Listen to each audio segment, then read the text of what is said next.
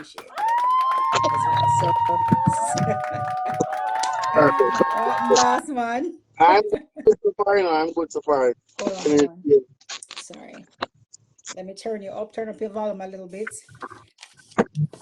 Yes. Nice Good. to see you, Stephen. I was kind of giving the viewers now and the viewers later a little synopsis of who you are and your Okay. greatness.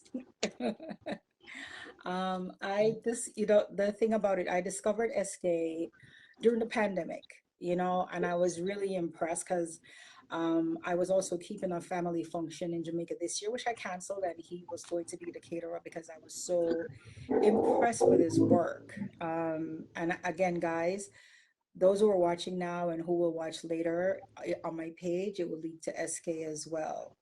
Now, Stephen, just the same way you impressed me, I'm hoping for you to impress the viewers. And I'm gonna start off by asking, but you have to talk to be nice today now. All Yeah, right. of course, So without that's doubt. the subtitle of my show, talk to me nice. So my first question to you is, where in Jamaica are you from So I'm originally? from Kingston, Jamaica, the Your heart of sound Jamaica. is like a little muffled and a little. Can I get any more volume from you? Can you hear me now? You're still a little muffled, but I can't hear you. They will let me know if they can't hear you. So where in Yeah. Jamaica are you from initially? I'm from Kingston, Jamaica. Okay. Born and raised in Kingston? Yeah, man, born and raised in Kingston. Okay. And where did you go to school in Jamaica? I went to Hope Valley Primary School first, and then I passed for Papine High School. So my mother didn't like that school, so she sent me to Arden Extension High School. And then after that, no, my grades picked up and stuff. I leave from Arden Extension High School. I went to Quality Academics. I did sixth form. After which I did sixth form, I did my degree at UTech. That's University of Technology, Jamaica. Okay. So did you know what you wanted to do whilst you were in college or high school? Did you know what you wanted to do? Um, I would say during three grade, I want to become a lawyer first. And then after I started a law course at sixth form, I realized that this is not me. So I realized I cook for fun, right? And I Hmm. realized what makes me happy is what I need to invest into. At time after during college in the year 2011, I decided that I want to become a chef. In college, that's when you Yeah, decide. that's correct. Okay. So where did the name Esque came from? Okay, E is for Esteban, my name in Spanish, right?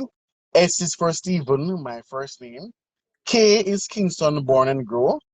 A is Augustus, meaning ruler, meaning empire, and that's my middle initial. And Y is for youth. I believe that the younger generation will take over the culinary industry. So it's SK Catering by Stephen Hamilton.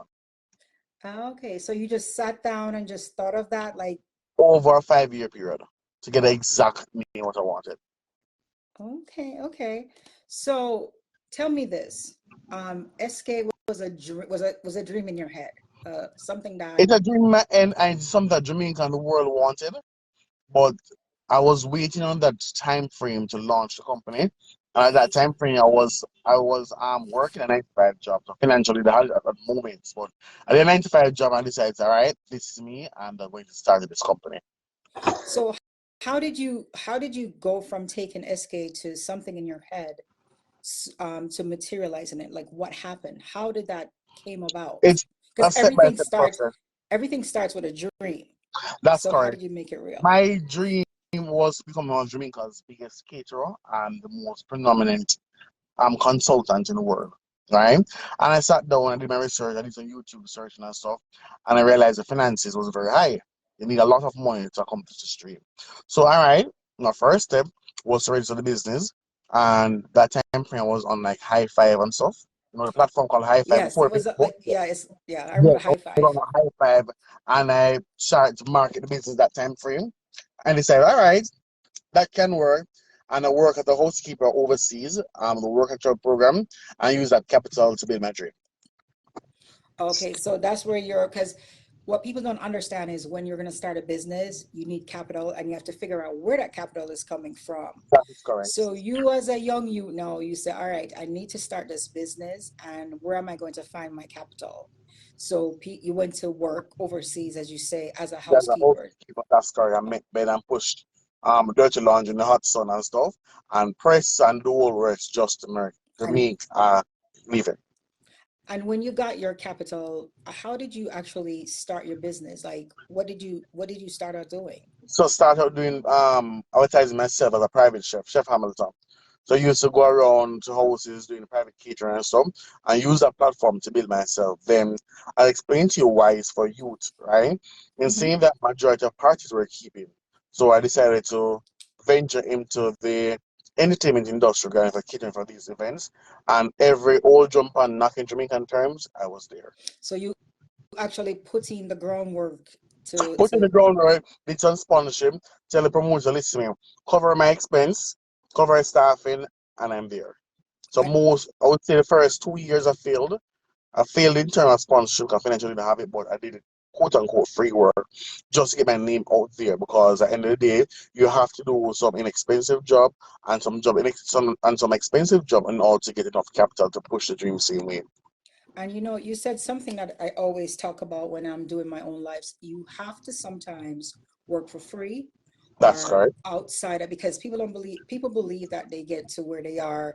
Oh, I have this, I need to be at the top. You have to do pro bono work, you have to do free work, you have to do work that you're underpaid for to get to where you are, because you need to bring your product out to other people. So how are they That's going to get it if you're not bringing it out there? And nobody's going to pay a lot of money for something that they don't know about. So once correct. they taste it and stuff, they'll likely. So that's one good message that I want people who are looking to start their business to understand. And you have to start with a lower price, until you got your brand, and then you take it to the next level. One cocoa full of basket. You have to take your time step by step. All right. So, during this tenure, what are some of the setbacks that you faced?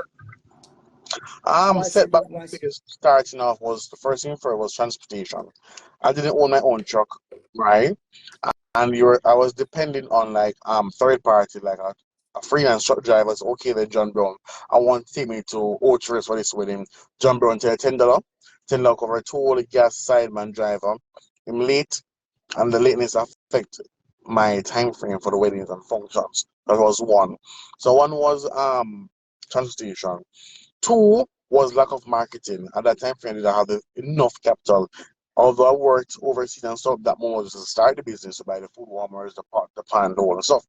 So it was lack of marketing, as well as transportation, and as well as person to understand who you be in terms of marketing and understand that listen, me, I bring a brand, I bring quality, but they don't know because they haven't experienced it. So basically, they want to water down your service. They don't want to pay the exact money for it. So those three aspects were the three setbacks starting this company. So you mentioned something, that I wanted to highlight a little bit. So, we have what they call Black people time or That's Jamaican time, right? Where everything is later than what it's supposed to be. How do you, because when you're doing a business such as, a wedding or something that's major, that's on other people's time, how do you manage to get everybody there on time to do that? What do you do to ensure that what happened to you doesn't happen again? of course, change the supply, find someone that's reliable.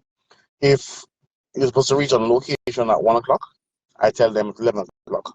So I basically push out time frame on their part and make sure I'm ready and make sure they come in time to reach the event on time frame.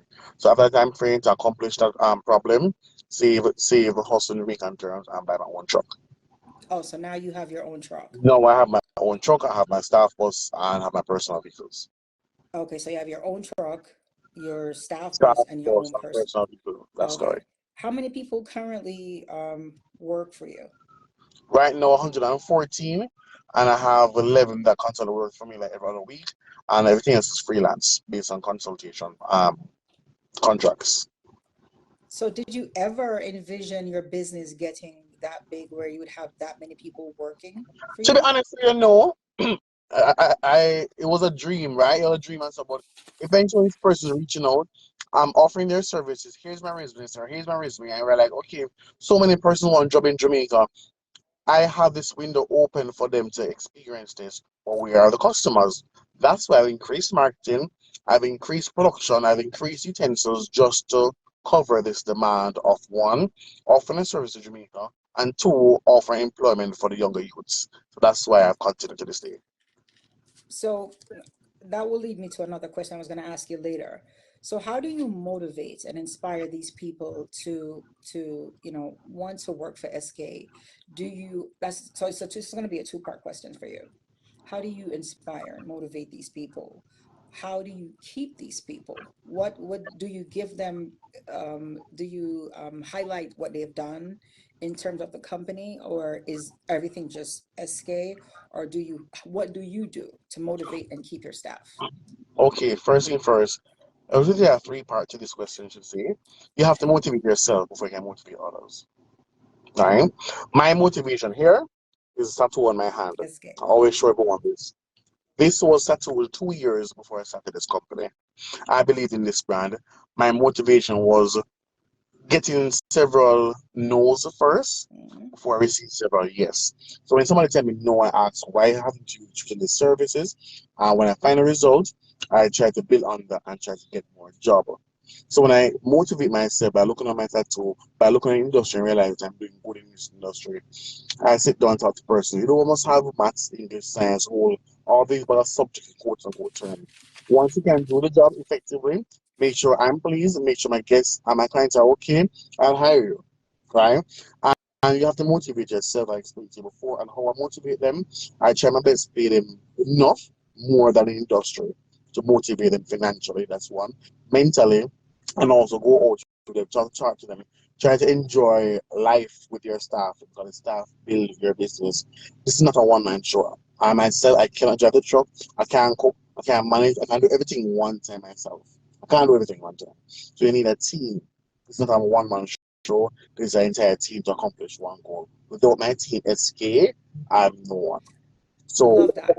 Love that. for And me, it's not I just love SK on the manager. It's my all of us together bring this service. I absolutely love that. And when my editor edits this, I definitely want to give you a round because as an HR director myself, it's important to for people like you to understand that your staff is very, very important to your I agree. business because even though you are the head and you know everything, you can't do it by yourself, as you say, I and how agree. you treat your staff will determine if they want to stay with you. And if you're at 100 and something employees, that means that you're doing something right, and for people to want to stay, and it's beyond just the money, because not everybody stayed at a job just for money. Sometimes just how the supervisor deals with them, they'll stay, and that's really nice coming from you. So big up all SK workers. You have a great boss. So tell me this, Stephen. What do you think set SK apart from other? If I'm doing a wedding in Jamaica or a major event, why should I pick your company? And the question to you, why should you not pick SK Oh, Catering? oh, All right. First thing first, one, a unique name. It's not a normal, typical name for a company. mhm. We offer exceptional customer service, right? We have been awarded from the Florida FIB is a Florida platform that recognizes persons in customer service and the service they offer the Caribbean and also the world. We got awarded for that. We have international experience. We are the caterer for several international brands. You can go on our pages, see what it's all about. So one, unique name. Two, a different in terms of service we offer. Three, in terms of international experience. Four, very vast on cuisine. Coming up, I'll be traveling a different part of the world to experience the culinary aspect. So for our wedding packages, we offer food from around the world, not just normal jerk chicken and rice and beef and those stuff. Food from around the world. So if you're from this continent or this should say state or something, we can do it. So we're versed in terms of culinary, right? And E in SK is Esteban, Esteban in Espanol. In saying that, I'm approximately 70% fluent in Spanish. So second language as well. If you don't speak English, we can translate for you. We can do communication same way in Spanish. Staff compliments. We own all utensils, all plateware, all glassware, have our own truck. It's a one-stop shop. We offer consultation for the wedding as well. And now we offer branded coconut. So it's a one-stop shop for SK Catering. So SK Catering by Stephen Hamilton for all the wedding. Plus, We also came second in the Caribbean for a Caribbean Wedding Industry Award. So out of all the caterers in Jamaica and stuff, we came second in Jamaica for Caribbean Caterer of the Award, Caribbean Caterer International Award. Showcase the services to the public and why the Caribbean people choose us, and that's just why. Okay, then. I mean, if I ever get married again, who knows? But no, people no lie. Check out Steven's page. SK is he's not just talking. It's there. And Steven, can you give us some of your highlights, some of the things that you've done and for the people that you've done them for? Because I also see you with the former Prime Minister of Jamaica, Mr. PJ Patterson. Can you give us some of the highlights, some of the things that you've done? Okay, in terms of starting at the year 2012, we have started at King's House. So the first year of my company, I got catering gigs at King's House as the first way I liked it. Starting from there, I met several past and present prime ministers, as mentioned before. We've done catering for the U.S. Embassy, the British Embassy, the Brazil Embassy, several embassies, right? For corporate companies, for Kraft, for Whirlpool, for Google Building in New York, where we did some partnership and stuff for catering and stuff. So both locally and international artists and stuff, and the wider diaspora of SK Catering secret the world. And all our accomplishment can be found on our page. So you have either sit here and talk all about it. It is a thing to talk about. But we're very vast, internationally and also locally. So let me ask you, where you said you're from Kingston. Where in Kingston are you from initially? Kingston what? Initially I'm from Kingston 7, but in terms of for the catering service, we offer catering service island wise. No more No, no, no, nowhere. no, no. The reason I asked you that question where you're from because it's a lead-on question to something else. Okay. Yeah, you were born in Kingston 7. So Yes. how do you humble a youth from humble beginnings, right? With no trust fund, none of that. I mean, how do you look at yourself now that, I've accomplished so much with no, old money? How do you see yourself when you look at yourself in the mirror? Do you say, I see myself as a guru. I see myself nothing to something. I see myself as a boss, BOSS. I see myself as one of the leading entrepreneurs in Jamaica and also the world. I see myself as celebrity. I see myself as Stephen Hamilton. I see myself as SK boss. I see myself as the number one consultant in the world. And if you don't believe in yourself, no one will believe in you. listen, you're gonna get some holy power in my edits now. You're gonna get some holy power clap because, I mean, I thought of bringing you on because a lot of my people are immigrants, but I also said when I look outside, I said there are a lot of people in Jamaica who are doing a lot of great things. And a lot of people don't know about it. So and I am very inspired by you when I look at, because I can see that you're pretty young and Yes. not many young people, because normally to be in the position that you are at, it takes people a lot longer, and you'll see an older man being that a boss at that level, or if he is, he's inherited daddy's business, you know what I'm saying? And Yeah, you took your business from the ground up, came to America, worked, did dirty jobs to get your capital and your finance together, which what I find very impressive.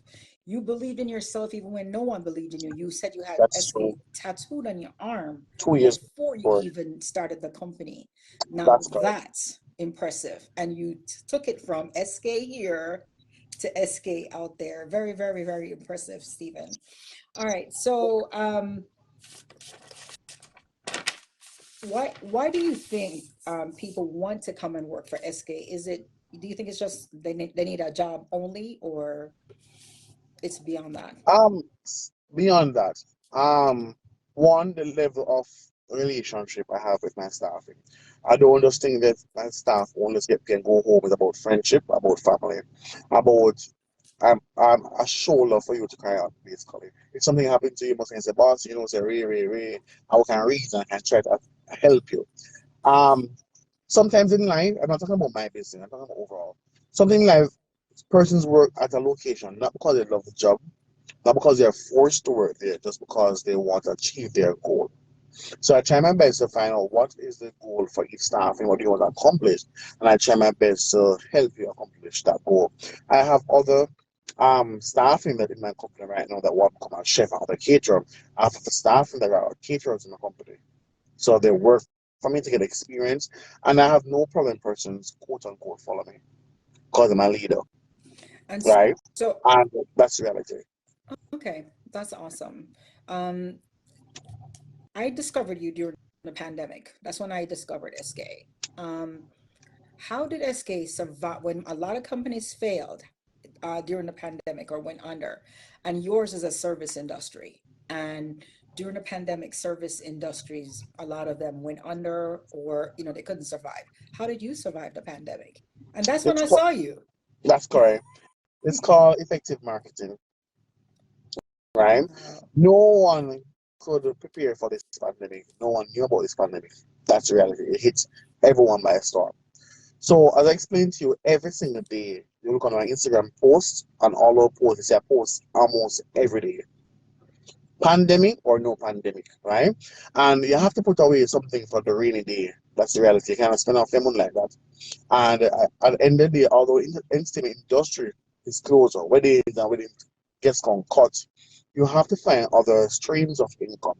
And behind the scene, except from catering service, I do bar service. And person still wants stuff to rent, doing for some function that behind the scene for beverage. Plus, I just started the brand new coconut at that time frame. Plus, at that point, person still doing construction for restaurants and stuff. So I was a consultant for several companies behind the scene, working and trying to get this accomplished during the pandemic. So I had other Wow. stream of income to survive. Plus, of course, you have credit cards, of course. Okay, impressive, impressive. And I think I read somewhere where you travel overseas to do consulting for other people as well, That's to correct. to set up restaurants or stuff like that. Yes, Okay. that's correct. That was recently with a consultation for 876 Nemins in Atlanta. It's owned by Mr. Rena Rose. It's a Jamaican restaurant in Atlanta. They offer normal Jamaican cuisines, beverages, and a Jamaican experience on the one roof. And revamped staffing, revamped menu, and help them to push for the future. Awesome. So you're not just a caterer, you're also a consultant. So people, you That's hear correct. it. If you want if you want to fly Stephen out to come and take a look at your restaurant, how it's doing, or whatever, he's your man as well. And I have about two more questions for you, Stephen. How do you handle criticisms? So let's say you catered for somebody and they don't like, because just because you are thinking that you're doing a great job, you're never going to make everyone happy. How do you Yes. handle criticisms if somebody doesn't like And something that you you prepare? basically ask a question and you give the answer to the question. As I said, you can't please everyone. That's the reality. If you think you're the best in the world and you do this the best service and stuff, you cannot please everyone. However, the persons who are not pleased, I ask them why you're not pleased, and I try my best to please them. And at times, if I can't please them anymore, I just can't. I'm not a superhero. I'm not God. But I try my best to offer the best service or to compensate them in a way where as they are pleased in terms of level customer service and also taste palette and experience, of course, Okay. experience. Because not all right. So, and they say if you don't have haters too, you're not popping. Because let's say somebody goes on under one of your posts and said, "Oh, his food sucks." You have to understand that that may not be true. That may be true. I just wanted to know how you, if you see somebody right at their, SKs, I hired them and they sucked. You know, do you argue or do you offer an apology? And how do you handle, especially social media hate? There's sometimes person say this is a myth, sometimes person say this is a fact, and the statement is customers are always right. Is it true? Is it fake? Is it false? And it's a myth, right? Customers are not always right. That's my opinion, Agree. right? And if they go on social media to express their concerns, you see, about the service and they're displeased, of course, I respond to the post in a polite manner and then I message or call the person trying to fix the situation for it not to escalate on the social media pages. But bear in mind, when someone is seeing your service for the first time, they check the comments or say the reviews. They use a review to judge your company. So I try my best to have positive reviews. If you go up on Google right now and type in SK bad reviews, you can hardly see nothing. Okay. That's reality. Right now, as we speak, as you come off this slide, you just search for it, you find two or three, trust me. That's Yeah, and reality. and every as again, I mean, when I'm looking for rentals of any sort or a place, I look at reviews before I make a decision. That's correct. Now, if I see one or two bad reviews, all right, I'm like, okay, that. But I look at the more how much more positive reviews they have. And so my last question to you is this: as a youth from humble beginnings to being a top boss man with over 100 and something employees and running a successful catering company, um, which is not easy. It's not an easy feat, people. What what can you impart on somebody who is watching, whether they're in Jamaica, whether they're in another country, watching and say, what can you impart on them, wanting to enhance their business or wanting to be It's successful? three words. Never give up. That's the reality. I've failed for 3 years of one. Explain to you. I failed for 3 years. Explain to you in Jamaican terms. I broke in a 3 years. 3 years time, I'm not meeting my needs. I have to go out to a 9 to 5 job. I have to be hiding from suppliers. I can't answer, I'm not answering my phone, and the business almost crashed on me. Tears come to my eye. I was so embarrassed, and I decided I would never give up. There must be a solution to your dream. There will be hurdles. It's not easy. It's not a bed of roses. It's not handed down to you or dead left, should say, in Jamaican term, or not just for not Debbie said, or not Jesus a free, sorry free and give it in your hand. You have to work for it. That is And reality. So yeah, you have to believe in yourself. You have to push yourself and bear in mind that youths of the society can push your business.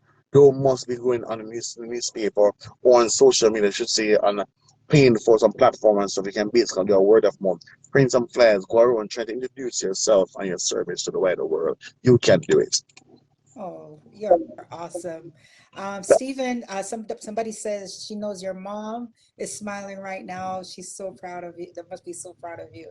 But I Yes, mean, I am proud of you because again, I look at your journey and I listen to some stuff you've said, and you're very, for a person that's pretty young, you've done a great job, and I just want to continue wishing you the best. And as I said, hopefully, if I get married again, yeah. But Stephen, thanks for coming on the Debbie Thank Durant you very much. Dialogue, and thank you for taking time out of your very busy schedule to be here with us. And who knows, maybe when you become more bigger, then I have to like, oh, Stephen, please come talk to me. But thank you so much, and Thank you very much. you have a wonderful day, and you can log out. Thank you so much, Alan. All right. Thank you very much, All everyone. right, Take no care. problem. All right, guys. So that was Mr. Hamilton. Thank you all for tuning in. And keep up to date on the page. I'll let you know who else I'm talking to. I talk to immigrants, I talk to children of immigrants, and I'm now talking to people who I feel are inspirational and have something, and it doesn't matter where you live. You can live in Jamaica, you can live in Trinidad, Guyana, wherever you're doing good things. I want to talk to you. All right, guys, peace, love, blessings, and thank you for tuning in to the Debbie Durant Dialogue today.